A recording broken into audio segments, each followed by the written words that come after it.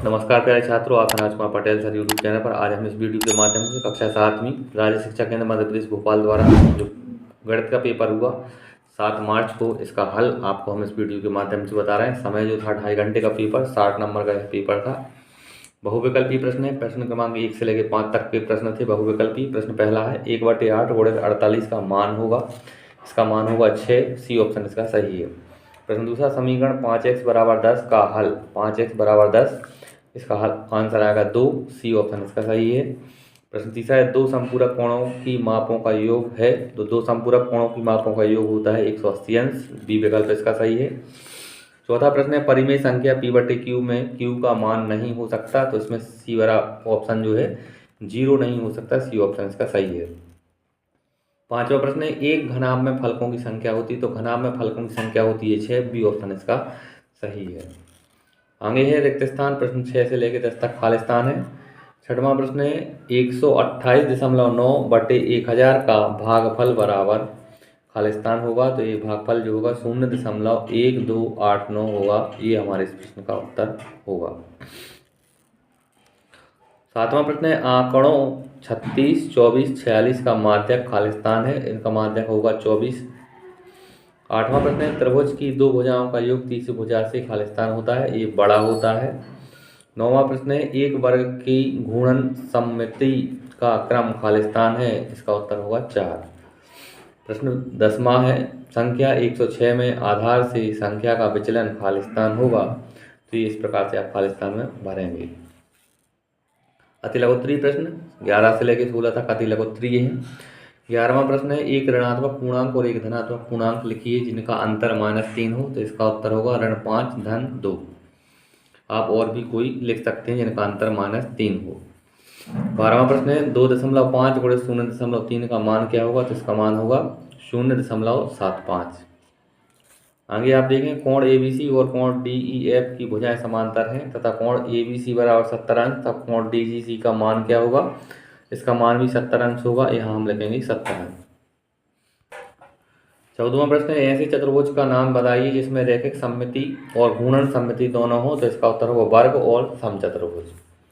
15वां प्रश्न ऐसी आकृतियों के नाम लिखिए जिनमें 2 सममित रेखाएं होती हैं, इसका उत्तर होगा वर्ग, आयत, समचतुर्भुज। 16वां प्रश्न है यदि 3 गुणित 3 गुणित 3 सेंटीमीटर विमाओं वाले 2 घनों को परस्पर सटाकर रखा जाए तो परिणामी घनाभ की विमाएं क्या होगी, तो इसका उत्तर होगा 3 गुणित 3 गुणित 6 सेंटीमीटर। लघुत्तरीय प्रश्न है 17 से लेकर 22 तक के प्रश्न लघुत्तरीय हैं। 17वां प्रश्न है गर्मियों के दौरान एक कमरे के भीतर का तापमान 37 डिग्री सेल्सियस होता है। यदि एक एयर कंडीशनर एक कमरे में को 5 डिग्री सेल्सियस प्रति मिनट तक ठंडा करता है, तो एयर कंडीशनर चालू करने के 5 मिनट बाद कमरे का तापमान कितना होगा, इसका उत्तर होगा 37 - 5। 1 मिनट में 5 करता है, 5 25, 37 में से हम 25 घटाएंगे तो 12 डिग्री सेल्सियस आंसर आ जाएगा। 18वां प्रश्न देखें आप। 18वां प्रश्न ये है आंकड़ों का माध्यक ज्ञात करना है। माध्यक के लिए माध्यक बराबर होता है आंकड़ों का योग बटे आंकड़ों की संख्या, तो ये आंकड़ों को हम जोड़ेंगे, बटे में 11 आंकड़े हैं तो ये इनको जोड़ेंगे तो 429 बटे 11, 11 से भाग करेंगे तो आएगा 39 39। 19वां प्रश्न है ऋण 4/3y बराबर 3/4 को हल कीजिए। ये प्रश्न है त्रिकोणा करेंगे तो 4 चौके 16, 3 त्रिका 9, 9y बराबर ऋण 16, y बराबर 9 जो है गुणा में इस साइड आके भाग में हो जाएंगे तो y बराबर ऋण 16/9। 20वां प्रश्न है किसी त्रिभुज के तीनों कोणों में 3:2:1 का अनुपात है, त्रिभुज के तीनों कोण ज्ञात कीजिए। यहाँ तीनों कोणों का अनुपात दिया है, हम यहाँ लिखेंगे 3x धन 2x धन x बराबर 180, क्योंकि त्रिभुज के तीनों कोणों का जो 180 अंश होता है। 6x बराबर 180, x बराबर 180/6, x का मान आएगा 30 अंश। पहले कोण का मान एक कोण का मान होगा 3x यानी 3 गुणित 30 90 अंश। दूसरे कोण का मान 60 अंश होगा और तीसरे कोण का मान x अंश यानी 30 अंश होगा। इस प्रकार से आंसर होगा। 21वां प्रश्न है रेहाना किसी स्थान ए से पूर्व दिशा में 1/3 एक सही 3/4 किलोमीटर चलती है, फिर वहां से पश्चिम दिशा में एक सही 1/2 किलोमीटर चलती है, तो उसकी ए से दूरी क्या होगी। तो इस प्रकार से हम इसको लिखेंगे पूर्व दिशा 1 सही 3/4 बराबर 1.75 किलोमीटर, वापस पश्चिम दिशा 1 सही 1/2 बराबर 1.5 किलोमीटर। उसकी कुल दूरी जो है ए बिंदु से 0.25 किलोमीटर की होगी। 22वां प्रश्न है, एक न्यूनयन पूर्वैन विधि से 46 × 99 का गुणा कीजिए। इसको इस प्रकार से लिखेंगे, 46 × 99 बराबर 46 × 100 - 1।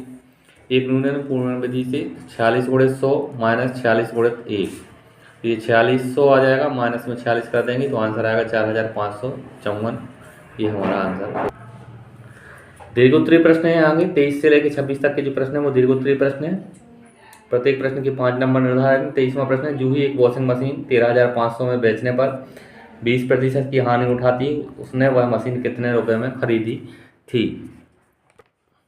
इस प्रकार से आप देखें इस प्रश्न को, विक्रय मूल्य 13,500, हानि है 20%, क्रय मूल्य का फॉर्मूला है 100 धन विक्रय मूल्य बटे 100 माइनस हानि प्रतिशत बराबर, तो ये हम 100 धन ये इस प्रकार से करेंगे।